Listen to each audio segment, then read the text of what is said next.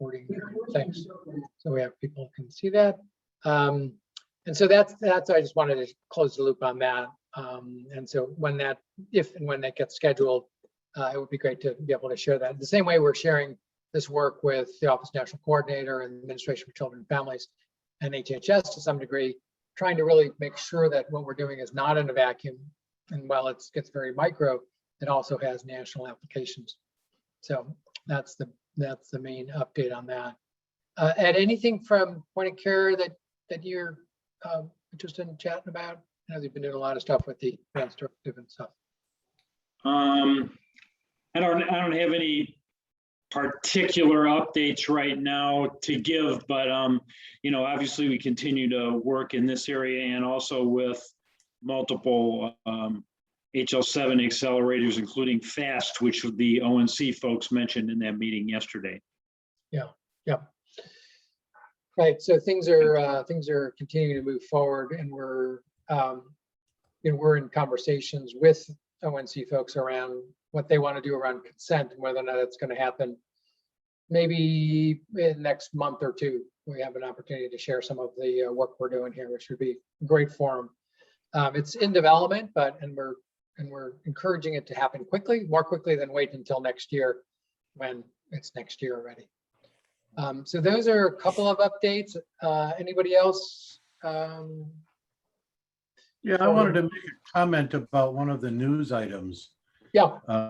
That I'm not looking at it right now, but it's the one about there was a consultancy that did some investigation and wrote a 58 some odd page report on security problems with the Fire API.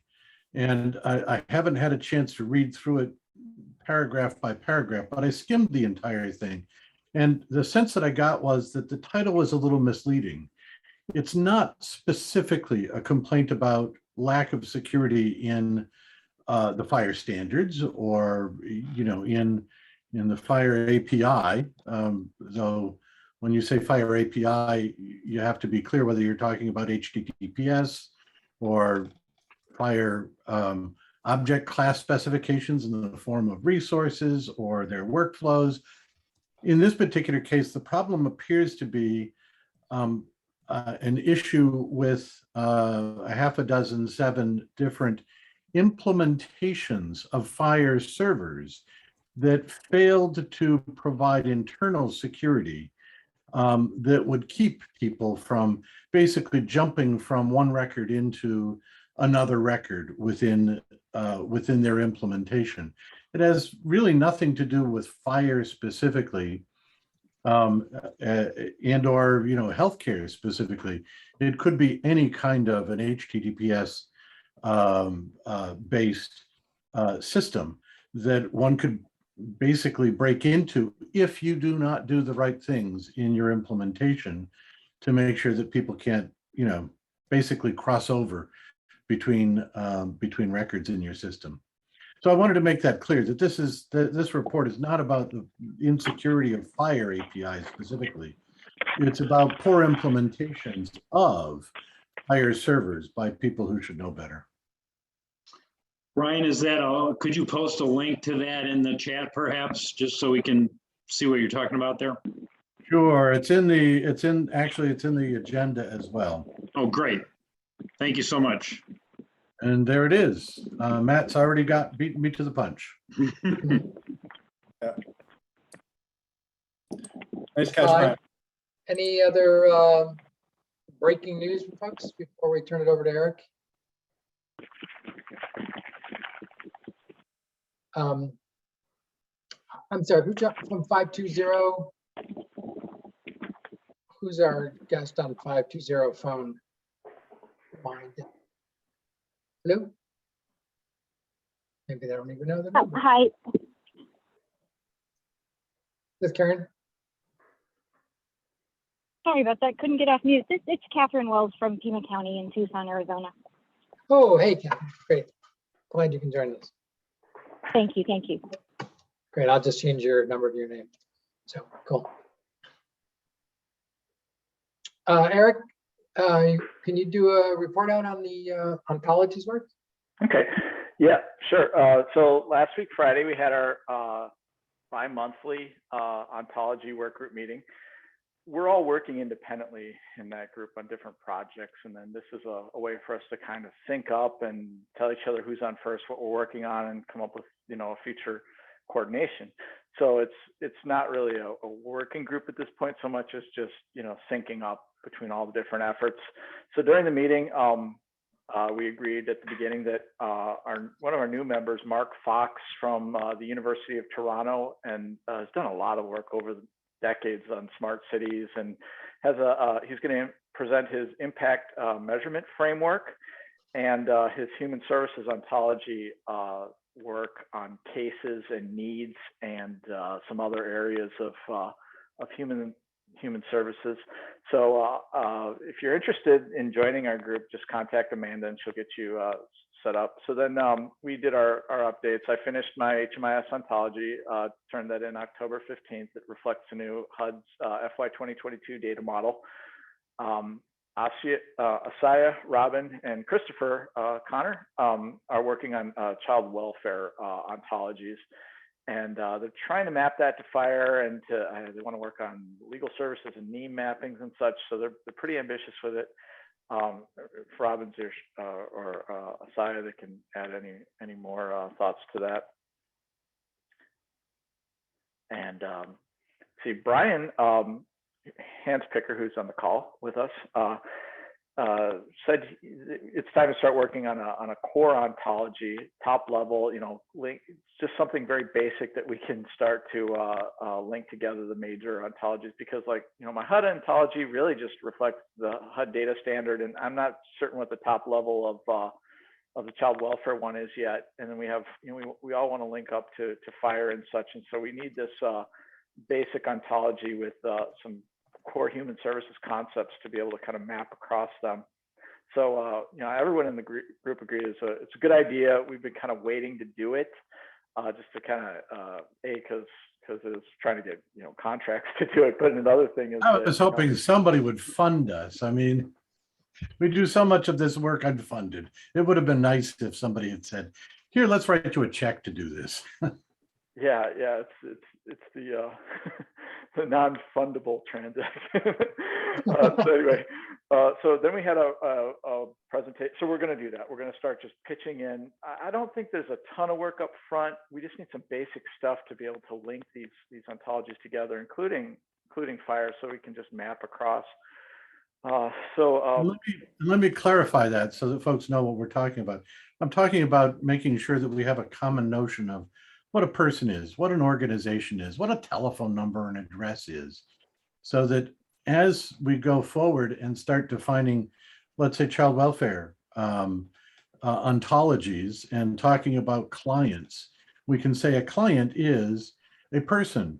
And I think we can leave it up to somebody else to worry about saying that a person is a human being and a human being is a Homo sapien and a Homo sapien is a mammal and all of that other kind of upper level ontology stuff that I'm sure some academic is going to want to do.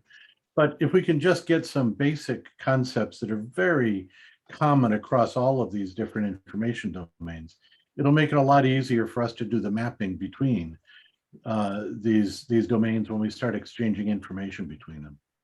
Yeah, there was a group called the Civic Services that was working with schema.org at Google that was going to do that, and I don't know if they ever did it, but I know we can probably use some of the things from schema.org if they fit or they don't completely defy what our concept of these things are. But I'm hoping, like you've asked a lot before, Brian, like we need to kind of figure out what core ontology we can use as our basis, and then if it doesn't have the right things in it, then add. I'm hoping we don't have to reinvent too much. I'd already started on a crosswalk between a spreadsheet that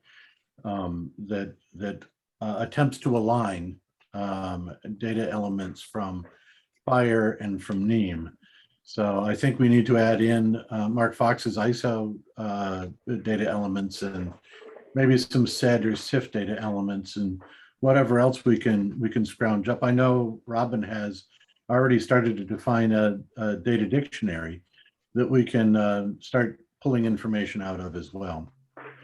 But this is kind of like a framework that could be useful for a lot of things. To back up a lot here, you know, earlier in the year, Gravity Project, you know, worked on the housing domain in HMIS. Well, they wanted to know, they pretty much just asked the HMIS practitioners what things would be useful for social determinants of health. And so we came across a few concepts from our data dictionary. So what we're doing here is, instead of having to rely on the practitioners, you know, digitally putting it out there, what our data model is, so you can browse it with, you know, automation tools. And, you know, if it's not all about just mapping to health, maybe it's well-being in general, or education wants to know about homelessness, which they do sometimes. It's laid out there for them. It's not like it's going to take a separate Gravity committee for each mapping of domain to domain just to get at well-being. So anyway, that's my little. I interrupted you. My apologies, Eric. No, you I should let you get back in the flow.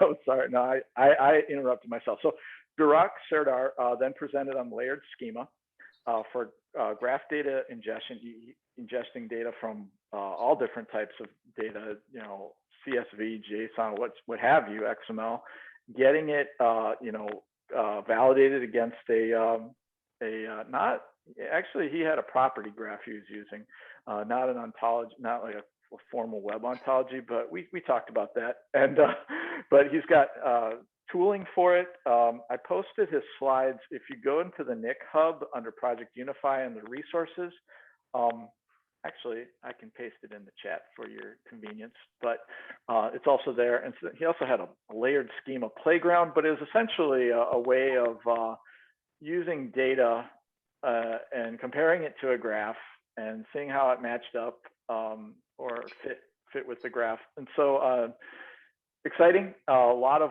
code behind his demonstration, which is I believe related to the Linux Foundation work. And they've been using it in a lot of health domains already. So we're really excited about next month's, or I'm sorry, December's presentation on the impact ontology with Mark Fox and his team at the University of Toronto. So just moving quickly, and please feel free to join our group or just sit in on a meeting if you're interested. We did have one other recommendation out of the group, which was in the context, we have folks that are working on, Robin and Alicia, if I've pronounced the name properly, and I'm sure I haven't, have been working on a child welfare ontology. And we thought, particularly given our long-running joke about ontology, be afraid, be very afraid, at the confusing technology involved to most non-technologists, that maybe it would be good for us to stand up a child welfare domain working group where we can attract child welfare subject matter experts who may not be technically inclined, but can help inform the technical work that is going on in child welfare ontologies within the ontology working group, and can address some of the governance issues, consent issues, questions, et cetera, that are going to come up for exchanging child welfare information, as well as give us some experts in just what is currently defined within CWIS, within SACWIS, within the various and sundry other state systems associated with child welfare. Yeah, Right, thank that you. makes a whole lot of sense relative to, again, Bronx Inc. and New Jersey Inc. and other Incs, because child welfare is it's the center of the universe there. And, in New York City, the Administration for Children's Services is at the table. They are a partner in this work, and how much better than to actually do it with a real, partner.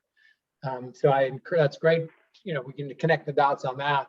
And the folks who are involved with that and others who want to get involved with that, it's a very tangible use case. The Yeah. Thompson family use case is all about that in some ways. Yeah, Daniel, do you know David Hansel? Yes. Yep. Maybe Yeah, we actually worked for him when he was the assistant secretary at ACF for several years on all of the interoperability projects we launched with them. So Yeah, I'm wondering if maybe we should engage him, see what we can, how we can partner with him on that. I think this would be of extreme importance to him. Hmm. So he was at the ISM conference that I was at.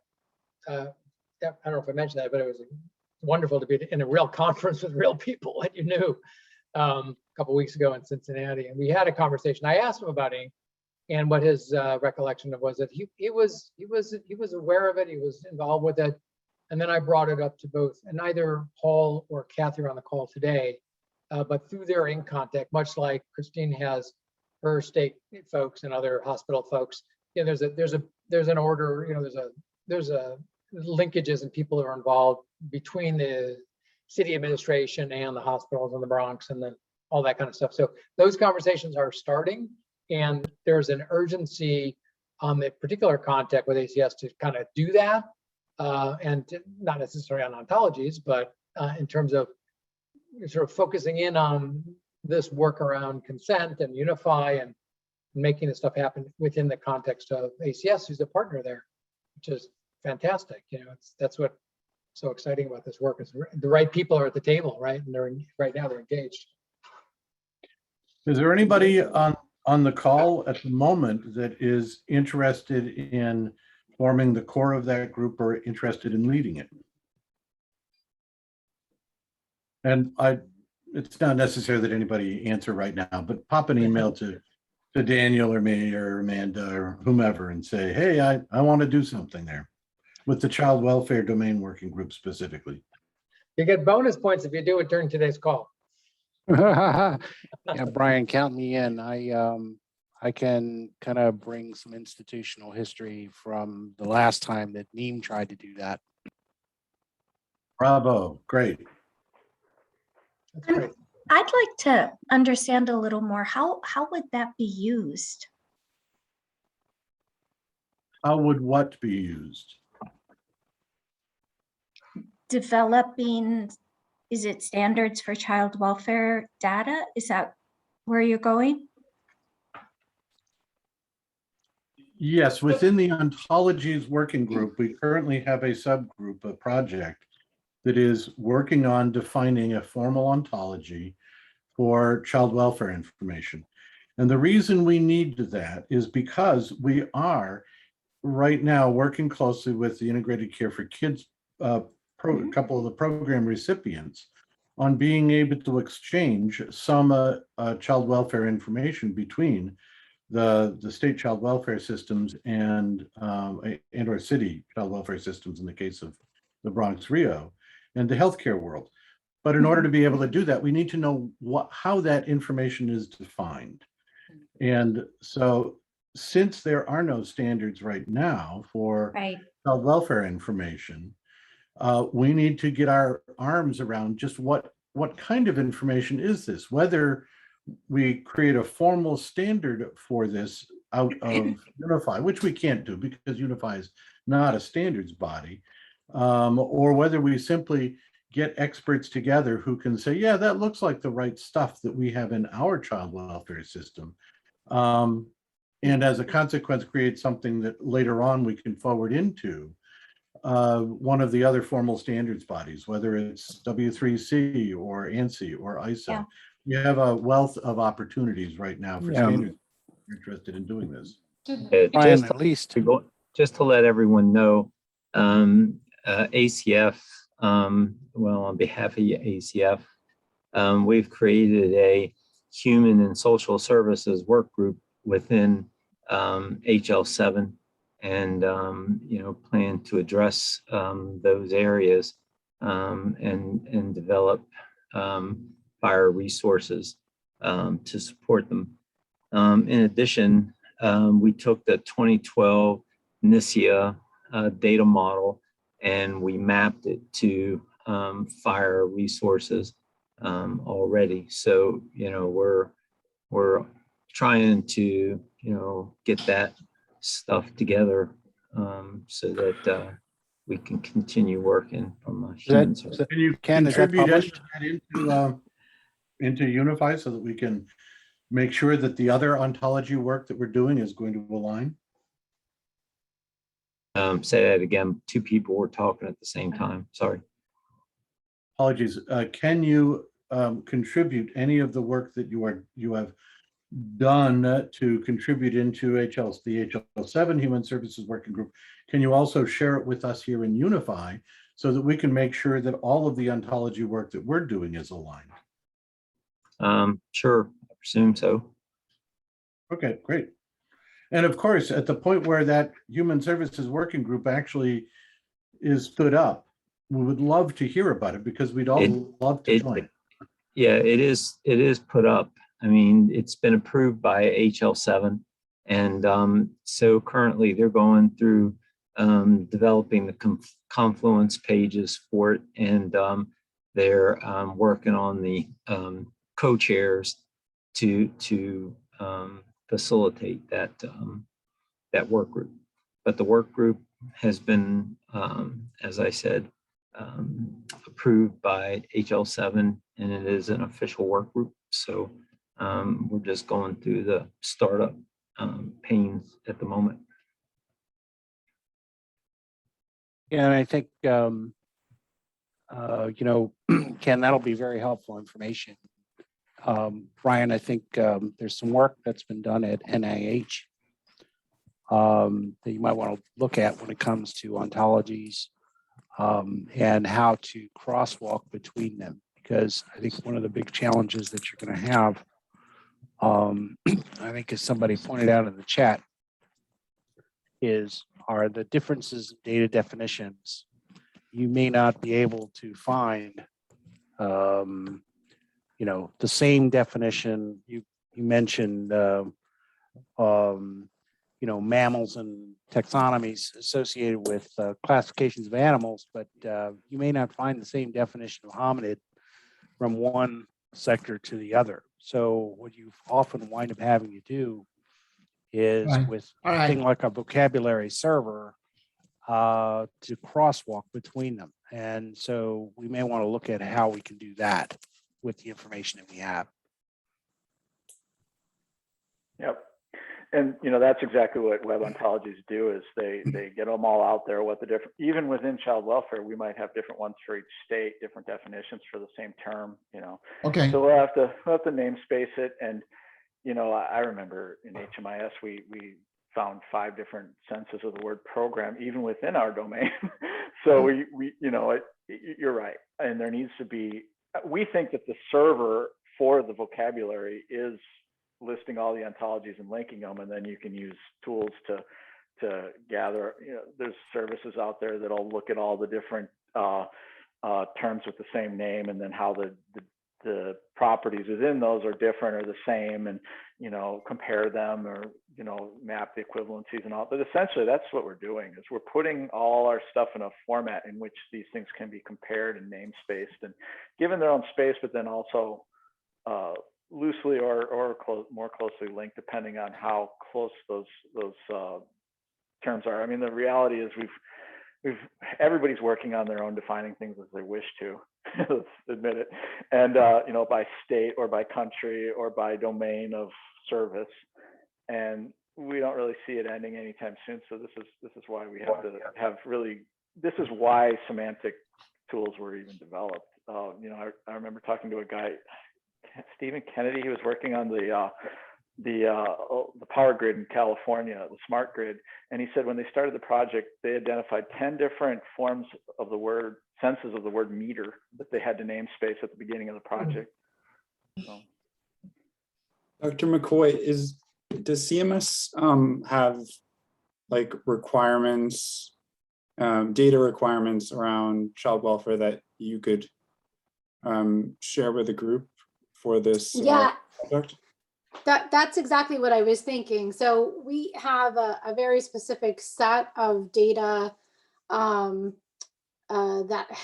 we are required to report to CMMI on an identified child level supposedly out of our CWIS or SACWIS system. that is sort of binary data, like yes, no for each one of these items. We're actually meeting on Monday with our New Jersey Department of Children and Families about it to kind of go through it, I believe, relatively granularly and see if they can even make heads or tails of this request from CMMI. And so that's sort of one piece. And then the other piece is really at the actual like program implementation level. That data request is for the Inc. evaluation.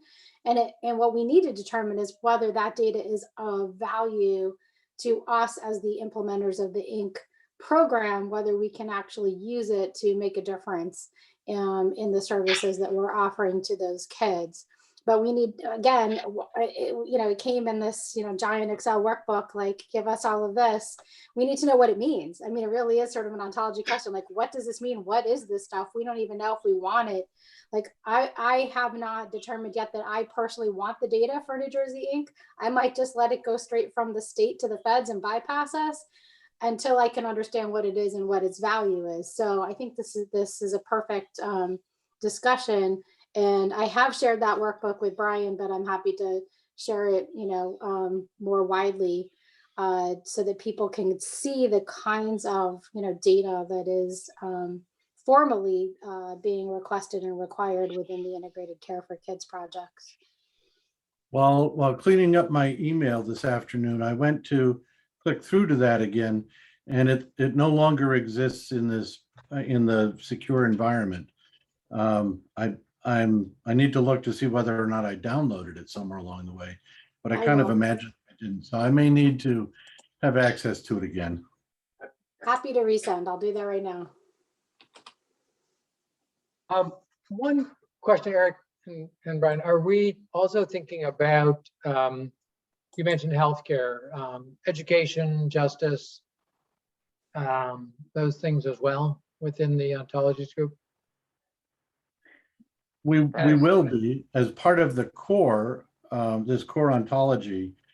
My plan is to create the spreadsheet that tries to align the different definitions, for instance, for a person between SEDS and SIF in the education world, and within the NEAM world, within the fire world, within Eric's new HMIS ontology, etc. As much to be able to understand how much alignment and how much deviation do we have between the different domains, as it is to attempt to identify the commonalities that we can then leverage as the basis for a unified core ontology that then other ontologies that we work on can be derived from.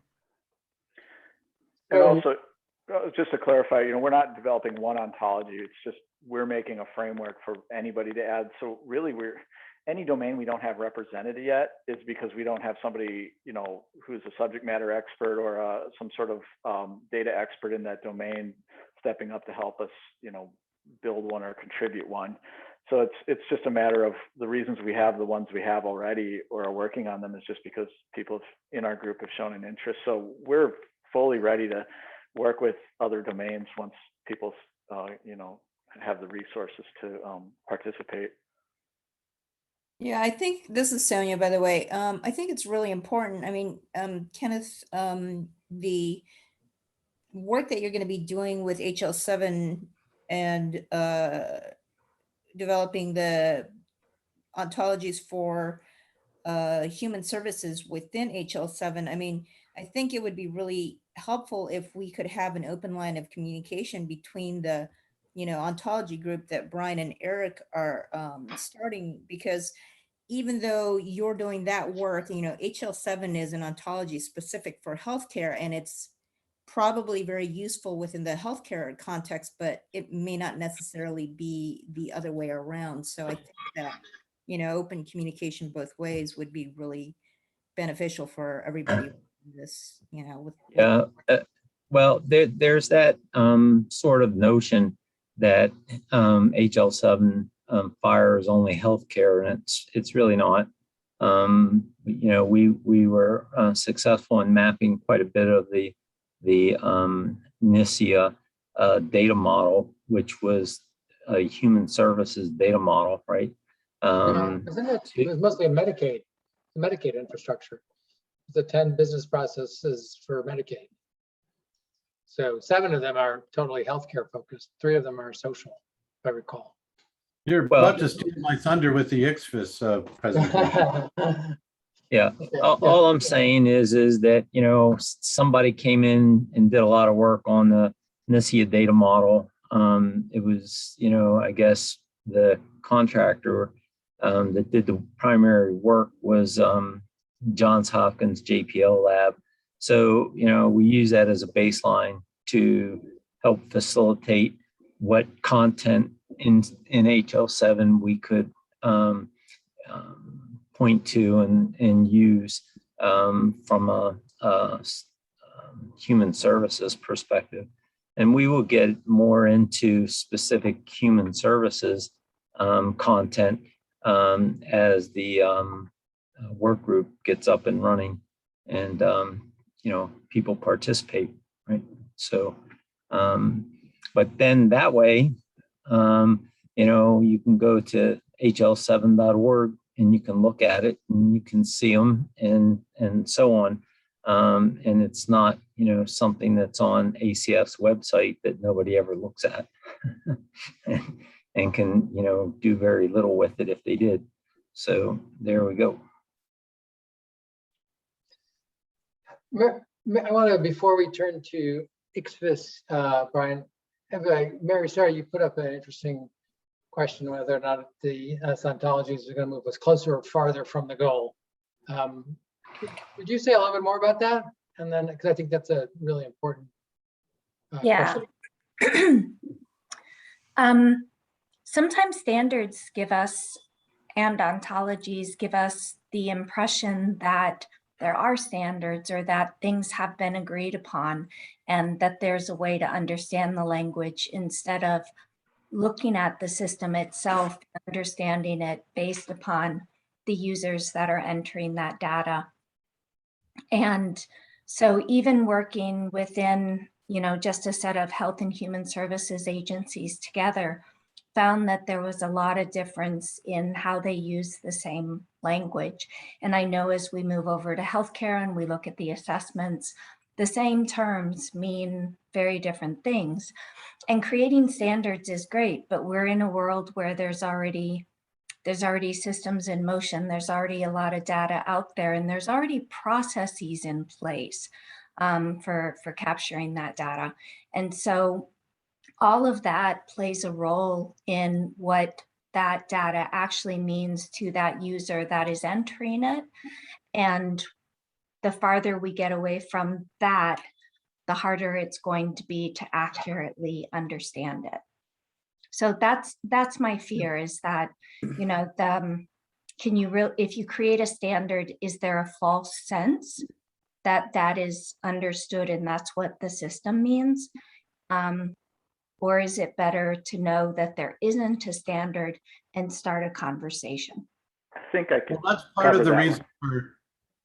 That's Go part ahead, of the Brian. reason for trying to ensure that we get child welfare subject matter experts involved in this discussion very early on, so that it's not just a technologist's impression of what child welfare is. From but Nebraska or California? Pardon? Yes. From Nebraska or California? And the answer is yes. From as broad a selection of folks as we possibly can. The goal here is not to define the be all and end all of ontologies that define every single possible thing that every single state happens to use, but rather to identify what's the commonality across all of these. We know that there are children involved in child welfare. So what is the model for a child? And is a child a person, or is a child a piece of furniture? Well, a child is a person. So now we have some notion that a child also has relationships with other persons like parents. That's the level of ontology that we're talking about, not necessarily exactly what rules and regulations are associated with approving a foster parent in Nebraska versus California. No, But- I'm talking more about what does abuse and neglect, what does that actually mean? I think we're Indeed. getting lost in the weeds of I agree. thinking that ontologies are standards. They're not normative. In fact, we may have a different ontology for each community or even Exactly. each neighborhood. So there's no pretense here, Mary Sarah, that we are going to create a normative ontology that would unify, like the title of this group might kind of lead one to believe, all under a single semantic definition. The opposite. Okay. We want to dynamically generate more for each community's specific governance, or even for a neighborhood's own lingo, and then see what commonalities there are. And that all kind of drives off of, well, how rigidly does a standards body in that field regulate? So, for example, in my area of work, I work in a lot of HMIS, right? So there is a national data standard, you know, and it's sometimes used in Canada, and so this data standard is the minimum set of requirements, like the core in healthcare, right? The core, what do you call that? But anyway, yeah, exactly. And so Common Core. So then, like they have to have that, and everybody has. But then each community has I just heard today that one community has thousands of additional custom terms that they've added. It's not even one of the larger ones. So the point being, yes, you know, they would get their own ontology, and then where namespaces help keep it all separate. Now, some of this might be overdoing it. You know, we're going to obviously look at larger implementations first and try to, you know, or, you know, people can then recognize, well, this is what we have in common. Well, because there's a commonality, we can share data between them, you know, but like Ken's work at ACF, he's going to create, you know, a certain level of normalization that he can enforce and fund. And then communities, you know, can always go beyond that, but at least they know where they're diverging and where, you know, it's all cataloged. So there's common pathways, but no, I would say that, you know, this purpose of ontologies is really to list as many as we can in an automated as possible fashion, just to get them logged in what's the word, noted, I guess. Would be Yeah, and Eric, I would offer that the important concept, you know, like you said, we're not trying to create something normative, but I think the important concept for the kind of interoperability that we seek is the notion of being multilingual based on context. Right. And you know, if you're you know, there's a conversation between entity A and entity B. That might be a health conversation that drives you to a certain place in the ontology hierarchy. You know, you're going from entity B to entity C, that's a human services conversation that drives you to a different place in the map. And the ability to talk one language to the left and another language to the right, I think is probably one of the most important and most elusive concepts that we have in this space. Yes. I'm sorry, Matt, just one real quick thing. And you I know Matt saw this also, but like the layered schema approach that Barak showed how, you know, the ontologies, or at least the graphs of data, the layers overlapping them could allow instant translation for different uses of the same data set, just depending on the lens, whether it was internationalization of language or domain translation. It allows the machines to kind of do that on the fly because they're all kind of laid out and aligned with each other. So it seems like there's three different issues here, and two of them have been identified. You know, so on the one hand, Brian and Eric are talking about the creation and mapping of ontologies. There's the issue of, okay, once you have an ontology, is it going to get used, and how is it going to get used, right? Which has to do with translating what you've done with an ontology into kind of more practical instructions, which I think is a very good place for Project Unify, right? To translate something into a terminology that, you know, you don't, yes, like a broader technical audience will understand who's not an expert on ontologies, and someone who, you know, is non-technical will be able to understand in kind of like a blog-like format, right? And I think that's a really important missing piece, because sometimes ontologies get created and they're just not used. And the third piece is what you know, Mary Sarah is saying, which is translating something that's done into actual practice, right? Like if you're using it, you have a certain use of how data is defined, and is everybody in the organization on the same page in their understanding of what, you know, whatever interface they're using to enter in the child welfare data, or that they all do using that the same way, which is its own kind of implementation question. But it sounds like from Dr. McCoy, we're at this stage, she's got these requirements, but because the data hasn't been clearly defined by CMS, she's like, I'm just trying to make heads or tails of what this is and whether it's gonna make any sense to the government agency, which to me speaks to kind of the need for the first step of having clearly defined data, at least so that Dr. McCoy can decide whether it's any use to her. So. Well, that's a great segue, if I might, into sort of presentation around information exchange and sort of in both complementary and a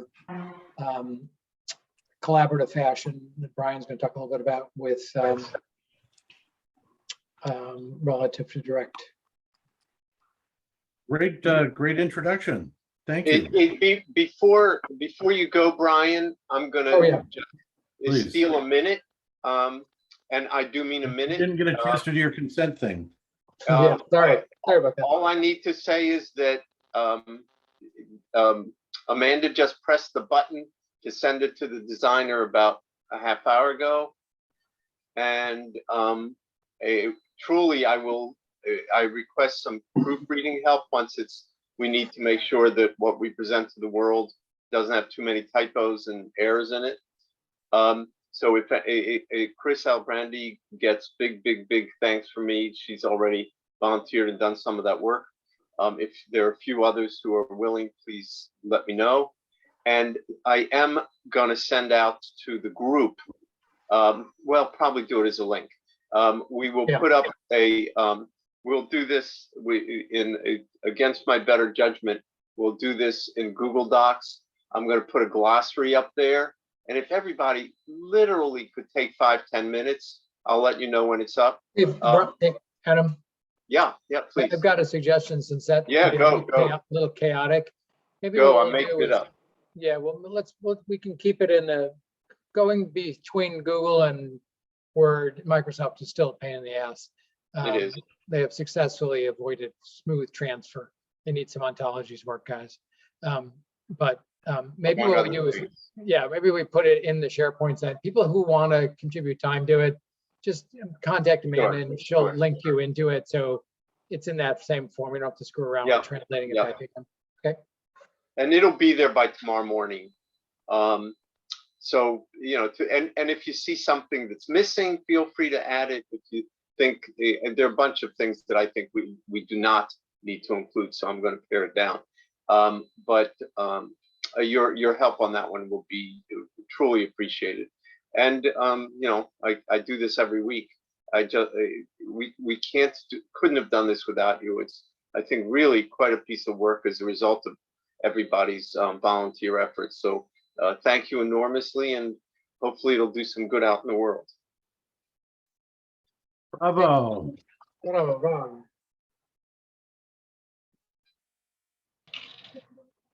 Okay, shall I pick it up from here?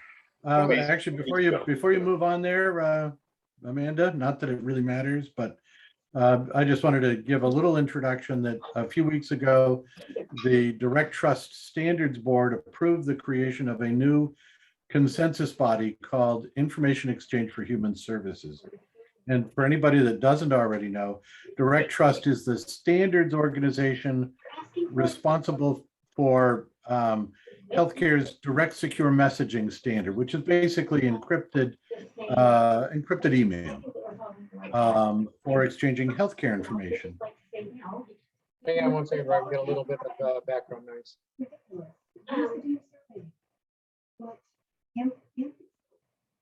All right, I think I'll pop by in a minute. Yeah, you haven't killed it. I've trying. Okay, go ahead. Okay.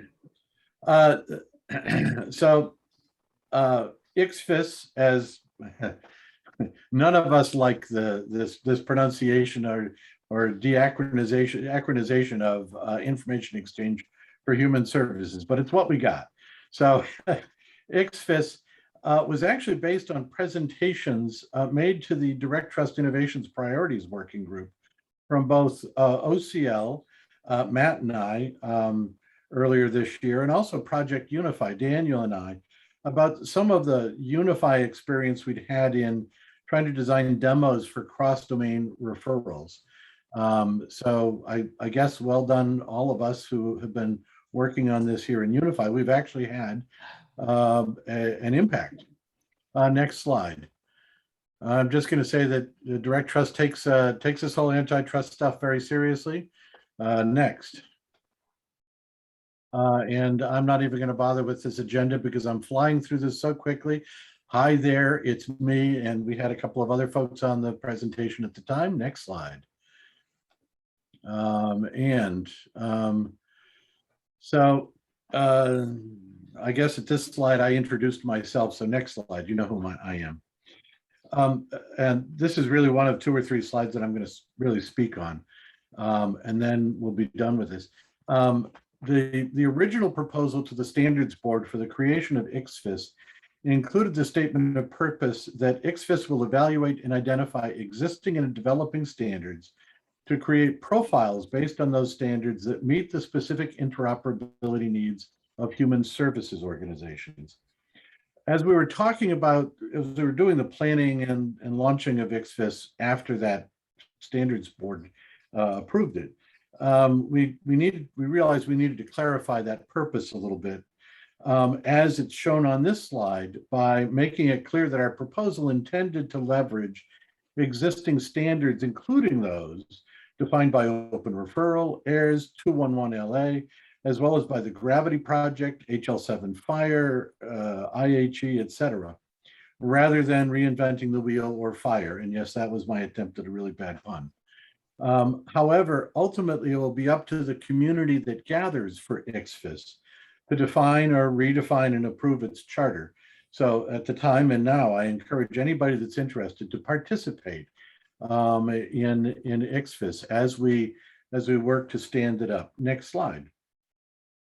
So, why have we bothered to do this? Well, as the original proposal for ICFIS was driven by the challenges we had seen in other standards efforts as extending healthcare information exchange standards to meet the needs of the many, many small human and social services organizations. These community-based organizations, we all call them CBOs, are not generally supported by any domain-specific information exchange standards. We don't really have, standards for submitting a SNAP application or trying to get housing assistance. But since many of these CBOs represent a significant percentage of the delivery network of state and federal home and community-based service providers that are often paid for by Medicare and Medicaid, there has been a desire for quite some time to incorporate them into the healthcare interoperability standards. And as you can see from the slide, it covers the gamut from things that we usually think of really as healthcare, like skilled nursing care, to things that we might not think of as really being healthcare, like personal care, getting somebody to come in and give an elderly shut-in a bath a couple of times a week, or adult daycares, or Meals on Wheels, senior centers, somebody to do taxes for people who are unable to do it. So there's a very broad range of these, what we normally think of as social services that are provided and paid for by Medicaid and Medicare. And of course, they need to have some way of both doing referrals for these services from care coordinators, as well as ultimately to be able to bill for the fact that these services were delivered to Medicaid, Medicare, and or whatever other state agency is responsible for managing those particular services. And by the way, also, you know, non-state agencies, non-governmental organizations like United Way or St. Vincent de Paul. So next slide. So, you know, the human services and social services organizations, we understand that they need to have secure and trusted information exchange between the various participants in this community social safety net. And this environment, as we've defined it both in the 360X closed loop referral IHE working group, as well as within the clinical care, patient care, SDOH IG working group, includes between CBOs that provide these individual and family services and community referral organizations that often coordinate these services like Aunt Bertha or 211s. And the healthcare providers that are often the very first to recognize when a social determinant of health challenge exists for an individual or a family. With the broad deployment of direct secure messaging through healthcare, direct could be extended to human services organizations as an easy, low cost, and secure communication mechanism, acting as a bridge between various participants in the social safety net. And in particular, our original concern out of Unify was we understood and figured that both 360X implementations and the Gravity Project Firebase referrals were a natural fit for transactions between electronic health record systems supporting hospitals and healthcare facilities, and some of these large community referral organizations like Unite Us or Aunt Bertha. And they probably were protocols that are appropriate for some of the larger national human services providers, but they really weren't going to fit in well with the way a local church food pantry running out of the basement of the church operates, or a very small laundromat that's providing laundry pickup and delivery services to elderly shut-ins paid for by Medicaid. So we're trying to plug a very specific gap in the standards environment that we have been developing within 360X and the Gravity Project, by hopefully extending and leveraging the work that we've already done in Fire and with Direct to solve this problem for the smaller organizations. So next slide. What we have is normally with an ANSI consensus body, they're pretty prickly about membership and balance across the balance of all participants across the consensus body. And so there are very strict rules for who can participate. They've got to be members of Direct Trust. They've got to, you know, meet this balance requirement that ANSI has, et cetera. So we felt that standing up the consensus body too quickly wasn't in the best interest of gathering a community of human services organizations together. So instead, we proposed a couple of what we're calling strategy forum meetings to help plan for this consensus body. We'll have one in early November. We'll have another one in early December before actually standing up the first consensus body meeting in January. And by the way, if we don't manage to pull together sufficient community in the first two strategy forum meetings, I am perfectly happy with having a third and a fourth strategy forum meeting, if that's necessary to actually gel this community before we start asking folks to become Direct Trust members. So next slide.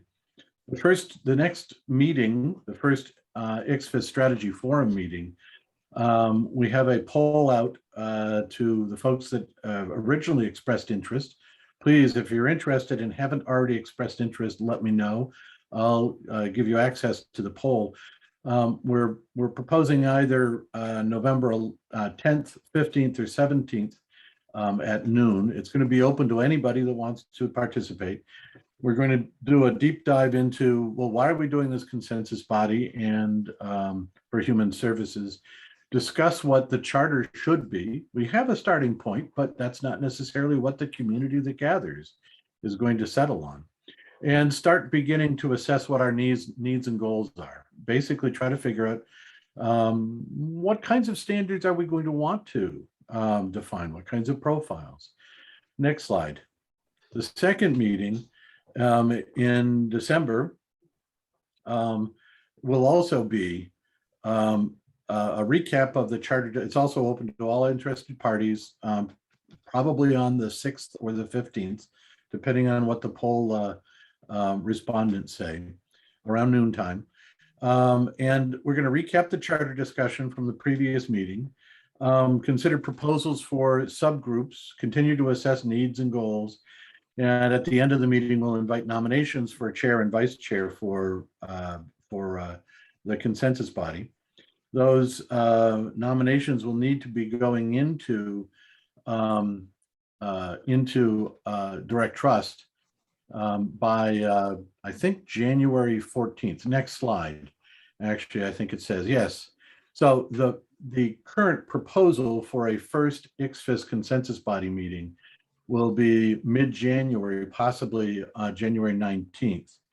Part of the reason for that timing is we want it to be after the standards board meets, because all applications to become members and participate in the consensus body have to be vetted by, I hate saying approved by, I don't imagine they would ever disapprove of anybody, but have to be vetted by the standards board, and it meets the week before the 19th.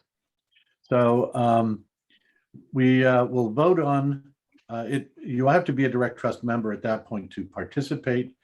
And we'll vote on the chair and vice chair nominated by email by the 14th. Review and formally approve a charter proposed by the strategy forum. Formally approve the initial subgroups, again proposed by the strategy forum, and continue assessing needs and goals and user stories and use cases. And I kind of imagine that we'll come up with a user stories, use case, or requirements, or some such working group to continue doing that work, as well as working groups to start developing any new profiles or standards. So the slide after this one, Amanda, basically once the community completes the ICSFIS planning during the strategy forum meetings in November and December, we'll launch the formal ICSFIS consensus body. You got to belong, unfortunately. I have argued until I have quite literally gone blue in the face, and unfortunately, I have not been successful. So you got to become a direct trust member or a standards member, or if you really want to just participate in ICSFIS, there's a really inexpensive way to become a single consensus body individual participant that is like $185 for an individual. Don't oversell us, Brian. I'm not overselling. I'm licking my wounds. I really fought hard to at least get one free consensus body meeting, and I failed. So, in any case, that is what's going on with ICSFIS. We'll have anybody that wants to participate. We would love to have you join up with the strategy forum meetings in next month and in December. And then, of course, start getting involved in the actual work of the consensus body.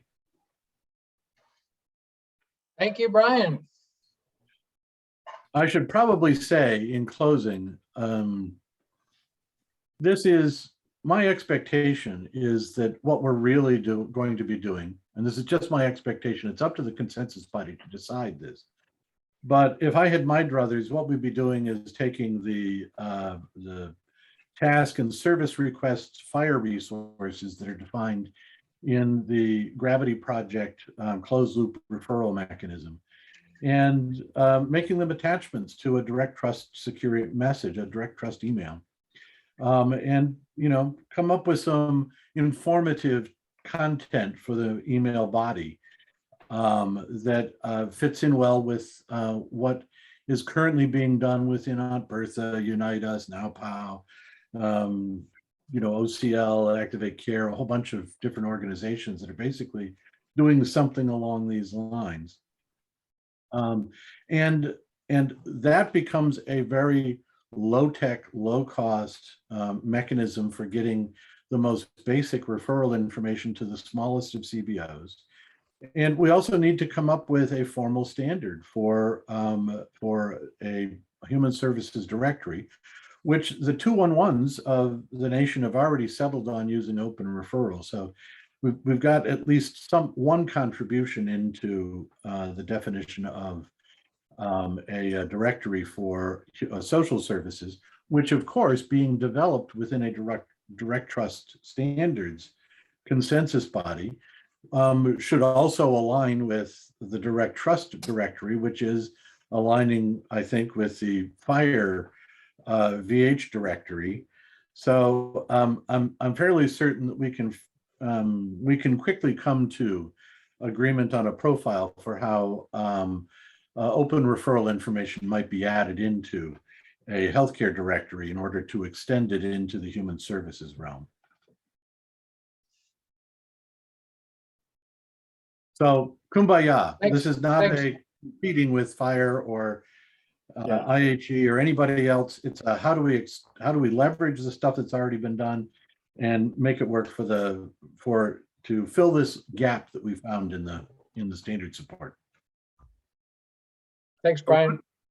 Thanks, Brian. I wanted to add a few other things that, you know, directions this could evolve. So in addition to direct secure messaging, they have this identity, intellectual property, right? So a lot of the things that we talked about with respect to consent and the importance of identity and having common identity solutions across healthcare and human service worlds, that's an area of opportunity. Consent, all the governance and consent related issues around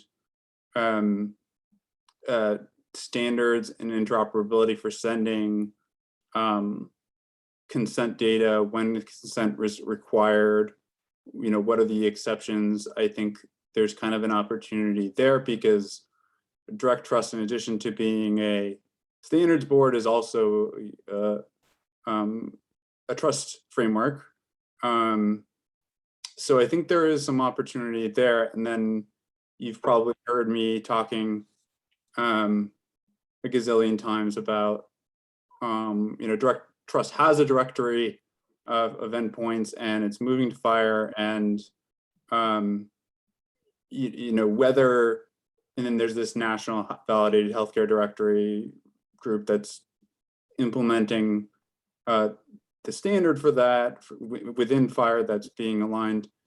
And now whether that gets kind of a national funding, so directories become essentially a public good, right? Something that everybody kind of crowdsources to, you know, that's something that, you know, we believe in at OCL. But so I think there are a bunch of other areas, and then the notifications, any kind of urgent communications between healthcare and human service providers can be, you know, redirected to a certain part of either a clinical UI or human services UI. So, and TIM Plus messaging, interoperability across messaging. So there's a whole bunch of different directions that can go, and Thanks. potential areas for consent too. Terrific. I have one suggestion, Brian. Yeah. Potential renaming. You can think of it just as it's a hard one to say. So I'm just thinking about PP2PI. You could actually have IX4HS. I'm afraid that ship has left the building. We'll see. This is, it's been approved by the standards board and The pronunciation? and published by ANSI. So No, I'm saying the pronunciation. how do you want to pronounce it? I was just suggesting IX4HS. Yeah. I actually started with IH4HS, and it is a mouthful. If you have to do it multiple times a day, it is a mouthful. Okay, well, no charge for the name recommendation. So, But so you I are think welcome to call it IX4HS. I might do that. Go for it. I continued to stumble over PP2PI until I just sort of gave over to it and recognized what it was. So, so we're proprietary taxonomies. I wasn't aware of that. Yeah. Okay. Maybe Yeah, they're not. Yeah, Aunt Bertha's not certified by AIRS. Yeah. They're not certified by AIRS? No, no, that's why. NIDUS isn't either. Yeah. Right, right. And that's why when you hear all us talk about them and keep mentioning them, the standard is AIRS. Okay. Yeah. And that would now account for NowPow since they just got acquired by Unitas. So they're all proprietary taxonomies. Right. Yes. Yes. And one of the challenges is the taxonomy. AIRS is great because everyone knows what it is. And it supports reporting very deeply, but it is not user-friendly in any way, shape, or form. And however, the ability to kind of build something on the front end to overcome that obstacle is much easier if people follow the AIRS taxonomy. Mary Sarah, when you say the AIRS taxonomy, my understanding was that AIRS had adopted the 211 LA taxonomy. Is that what you're referring to? Yes, there's airs.org, I think is what it is. I know it well and have spent a good deal of time talking with members of their board. Yeah. So it's referred to as the AIRS taxonomy, Alliance of Information and Referral Systems. Yeah, they were before 211 LA. Right. And they also had their own API, which they still maintain. But as of 2019, they made the policy decision that for interoperability between 211 directories, they would adopt the open referral API rather than continue with their own internal API. And that's why I asked the question, because what had been the standards within AIRS have evolved over the last couple of years. Cool. But have systems changed? I mean, what's out there is So- still probably AIRS. So Mary Sarah, just to be clear. Yeah. So the AIRS taxonomy, which referenced how we describe and organize services, like the child-parent relationship between services, right? That has stayed, and that's now part of the 211 LA taxonomy. But HSDS is like the default kind of open source definition of what is a program or what is a service, which then references. So 211 LA, I think, incorporates HSDS and the AIRS description of the services. Is that accurate, Brian? Yes. Thank you. One's a technology and another one isn't. When they developed the definitions, I was part of that years ago, when they finally sat down with the groups to say, what is respite care? What is, and they did a good job defining them, became the standard as far as definition. No technology involved at that time.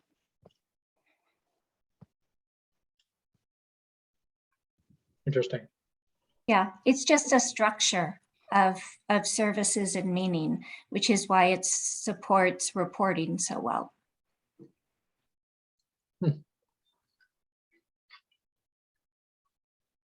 Well, looking forward to learning more about it.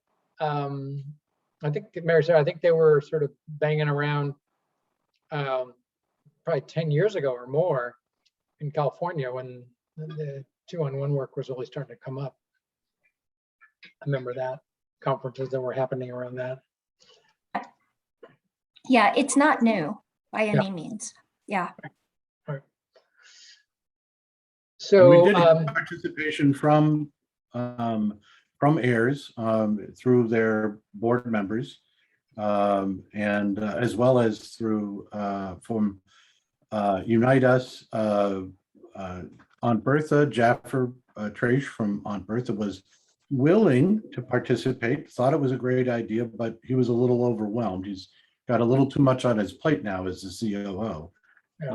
You know, but whether or not they'll be able to participate or willing to let go of their proprietary taxonomies, I don't know. But we're certainly going to, you know, create the opportunity for defining a standard. Cool. So would IX4HS is going to compete against heirs? No. Okay, all right. No. Okay, But because that didn't heirs make also sense. is Okay. not- heirs is not a formal standards body. So when we were talking about making use of the 211LA taxonomy, 211taxonomy.org, which is what heirs has adopted for their taxonomy, when we were talking about attempting to exploit that, leverage that within the Gravity Project, the feedback we got was, well, it's not a formal standard, so we can't reference it. Well, we can fix that problem within IX4HS, and I said that just for Daniel's benefit. Thank you. I say XFIS. I'll win you all over. Okay, so we're into overtime nearly, and double overtime here again. Excellent. Just two things. One, Amanda, we have been offered a presentation by, I just spaced out his name, who is doing the work. You guys talk with him. What's his name? Who's on the agenda for next week? Oh, Barack. Barack, yeah. Yeah. So he's going to, Brian, you've spoken with him, and I think Eric, and he's going to be presenting sort of another take on, how would you say it? What they've accomplished. Remind me where he's operating. Is it Nebraska or Midwest state? Do we know? I was thinking Denver. That might be it. That might be Yeah, it. I can't remember where he's from, but I just posted the title of the topic in the chat. Right. I was under the impression that he had a great idea, but he didn't necessarily have a firm customer yet, or he was in very early days with a customer or something like that. I think he got excited about the CDS, the San Diego LEAP CDS work. Anyways, he'll be presenting. I think he's a smart fellow and got some great ideas about consent that I think will be interesting. And then we'll be looking for some additional ideas around what to present going forward. And we'll see what happens with the meetings around the consent work in November and preparations for those and webinars and the like. So his firm is a LEAP recipient. Thank you. Okay, right. That's right. He was one of the other LEAP recipients, right? Thank you. So I think it's more substantive. I apologize for not having the details. Okay, with that, we'll see everybody next week. Look forward to getting some more communication about the consent report. And if you want, as Adam said, to get your green goggles out and sharpen up your pencil. We'll look forward to having you. Thanks again, everyone. Okay. You all. Bye. Bye.